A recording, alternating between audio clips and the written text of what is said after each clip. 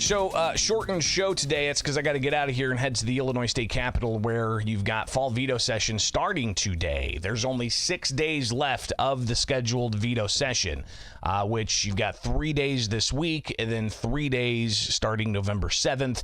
So that's 6 scheduled days where state lawmakers are going to come in and they're going to deal with a whole host of things. They, of course, could take up legislation to require that police confiscate firearms from individuals who are the subject of domestic violence orders of protection. So we'll likely hear that debated in committee and then brought forward. But you'll also, this is veto session. There's vetoes that the governor made, and whether or not legislators are going to attempt to override those vetoes. Something we'll see play out in the days ahead.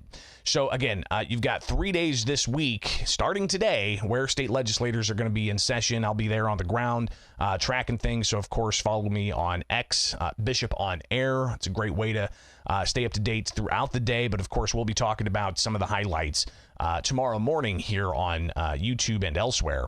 So be sure to like and subscribe for the latest. But what are some of the other things that could come up? Of course, you know, the orders of protection, police firearms confiscation bill. Some of the debate around that is, do police have the ability to store what could be a glut of firearms in some instances? That's a great question. Why is the current process not acceptable? Are there some pitfalls that the government is falling into and not enforcing current law? So these are obviously some debates that are going to be had. Other things that are going to be discussed: energy policy. You've got a moratorium in the state of Illinois on nuclear energy production. We have 6 different nuclear plants in Illinois across the state. But we've had a moratorium in place on new nuclear facilities for decades. Now, a measure that did pass with bipartisan support during spring session would have lifted that nuclear moratorium, especially as the governor has policies to get rid of coal-fired power plants by 2040 and to increase the number of electric vehicles on Illinois roadways.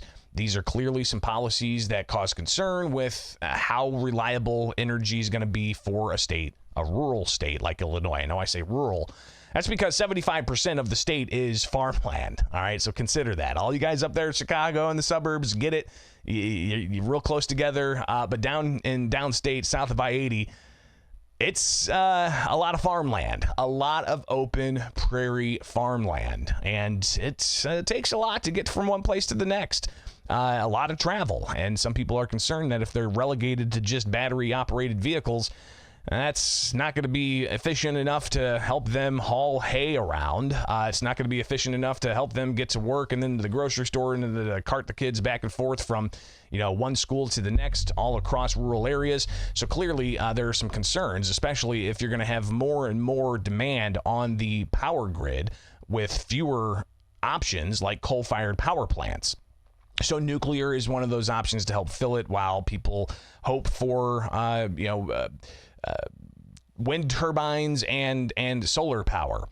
So clearly there's a bipartisan push to allow for more nuclear. Governor J.B. Pritzker talked a bit about this and other things when he was referring to fall veto session last week. And here's some of what the governor had to say in his review of what's coming up for fall veto session.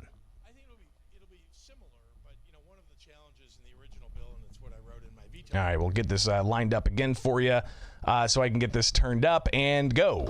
I think it'll be similar, but one of the challenges in the original bill, and it's what I wrote in my veto message, and I wish I could have mandatorily vetoed it, but it was just written in a way that I couldn't, is that it was focused in part on allowing large-scale nuclear plants to be built in Illinois, and that's not what the bill was originally intended to be about.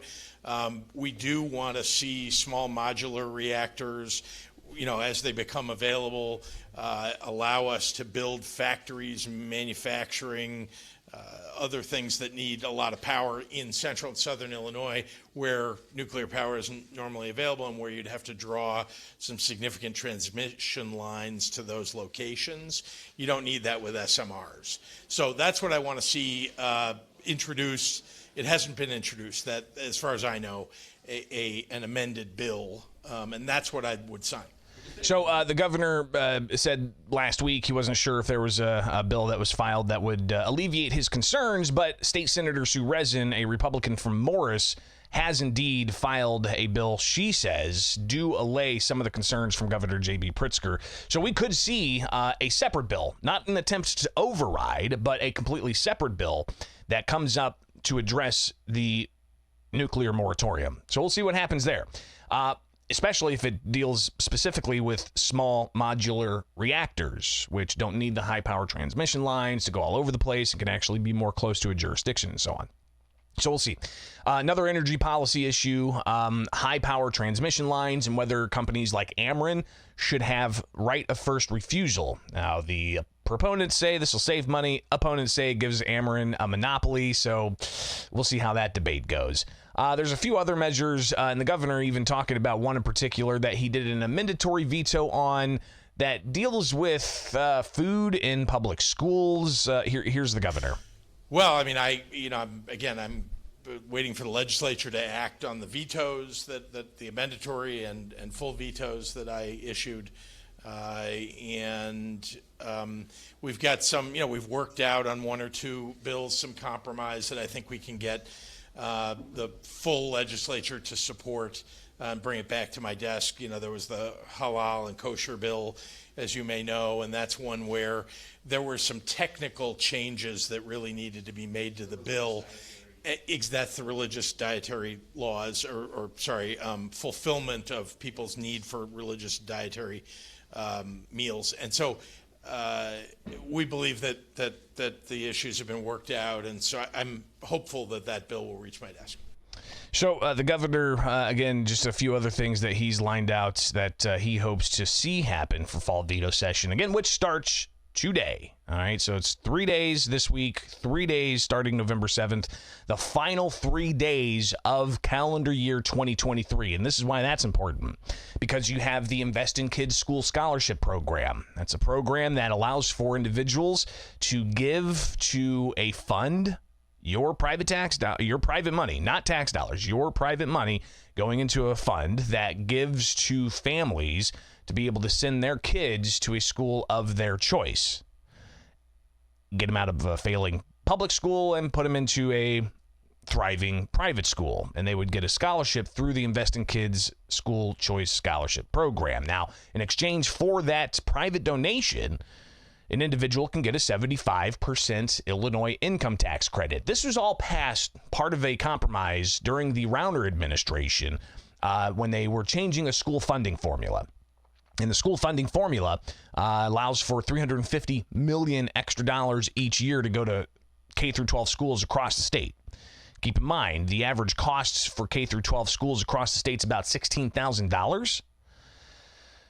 Up in Chicago, though, it's close to $25,000, $26,000. Somewhere in downstate Illinois, it's $6,000 or $7,000. So you could see the disparity there between how much it costs per student to go to a public school, depending on the jurisdiction. So part of the school funding reform was a measure to bring in the Invest in Kids School Choice Scholarship Program to allow for school choice. It's the only school choice program that Illinois has.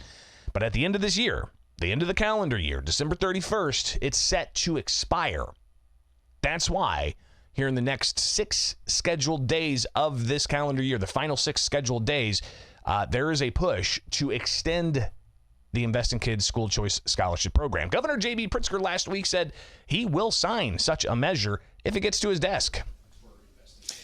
Look, I've said that, and I think both sides are lobbying the various folks in the General Assembly. I will support it if it comes to my desk to extend the program in whatever form. I can't imagine it would show up in some form that I would be unwilling to. But again, the reality is that the legislature needs to go through this process, and I've said that from the very beginning. Have you heard if those conversations are ongoing, if we could see one of those proposals come I have not. I've heard that, just read in the news that there's some language that's been proposed, but I actually have not seen a bill introduced, and I think that's where the rubber meets the road. And we'll see when that comes together. Will it be a 5-year extension? Will it be something that's permanent? A lot of the opposition coming from public school unions. where you've got the teachers union saying that it takes tax dollars away from the public schools. But I don't know how they could say that, because these are private dollars going into the schools, and the K through 12 schools are already getting $350 million extra on top of what they got last year, and $350 million on top of what they got on the year before that, and $350 million more on top of what they got on the year before that. While the Invest in Kids School Choice Scholarship Program has a cap of $100 million in donations, not tax dollars, in donations, where the individuals could get 75% Illinois income tax credit. State Senator Chapin Rose and State Representative Adam Niemerg last week, they were asked about this. Adam Niemerg says that he's going to be pushing for the Invest in Kids Schools Choice Scholarship Program to be renewed. Well, I'm going to be pushing the Invest in Kids Act very, very hard in the next couple of weeks, and I'm going to hold Republicans and Democrats. I'm going to push real hard for both sides of the aisle on this issue, because we just saw the governor talked about the Invest in Kids Act. If he'd sign it, for the extension, if it came to his desk. We just saw him say that yesterday. So this is something that we need to do. We need to do it as a standalone, because if we do it as a standalone, then we show the people of Illinois are actually going to support this program with 20,000 kids on the waiting list, and it affects lower income families. It's a wonderful program, the Invest in Kids. So that's something I'm going to be pushing here in veto session. So that's veto session upon us this week. We're going to see it pop up this week. Are there going to be committee hearings? Of course, I'll be asking state lawmakers from various circles about this while I'm on the ground. Obviously, it's a contentious issue for some, but State Senator Chapin Rose was asked about the opposition to this, the teachers unions in particular, saying that they don't like this. Here's Senator Rose. Is it the Chicago Teachers Union? To their president, I'd like to say, why do you send your kids to a private school? If this is so bad, president of the Chicago Teachers Union, why are you sending your kids to private school? This is about the kids. These kids, this isn't some theoretical program that might happen in the future. There are kids in schools today. I was at a rally last night at St. Thomas More Catholic High School. Those kids are going to have the rug pulled out from under them. So I really don't care what your partisan affiliation is or whether you're a teachers union or not. This, at the end of the day, is about kids who are going to have the rug pulled out from under them, and I'm not going to do it.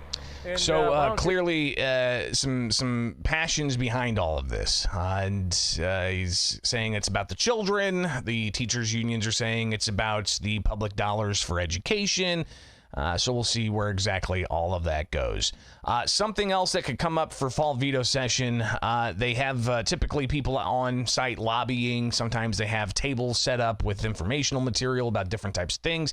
You know, they might have like Future Farmers of America, for instance, or, you know, the 4-H program there. But got an email earlier this week about the Illinois End of Life Options Coalition. And they say that volunteers and staff are going to be on location in Springfield to talk about, quote, the urgent need for legislators to pass medical aid in dying legislation during spring session in January. So it might not come up in legislative form for fall veto session. You can see that they've already got the wheels turning here with the Illinois End of Life Options Coalition. It's the first I've heard of this group. But obviously, it's some see this as medically assisted choice of death, and it says that information about medical aid in dying laws in 10 other states and Washington D.C. Will be presented. Stories of Illinoisans who support medical aid in dying because they're terminally ill or lost a loved one who suffered needlessly without a gentle dying option. That's what they're saying in their statement. So we'll see what that's all about as well on the ground at the Illinois State Capitol. I got to get out of here. That's where I'm headed now. Greatly appreciate everybody tuning in. We'll be back tomorrow with more recap of what's happened, but also we'll take a look at all of this when it comes to the gun litigation and where we stand on the 7th Circuit Court of Appeals and the Southern District of Illinois on a variety of things all playing out right in front of us. So, appreciate everybody tuning in, and be sure to check back tomorrow, and we'll have more. It's right here, Bishop on Air.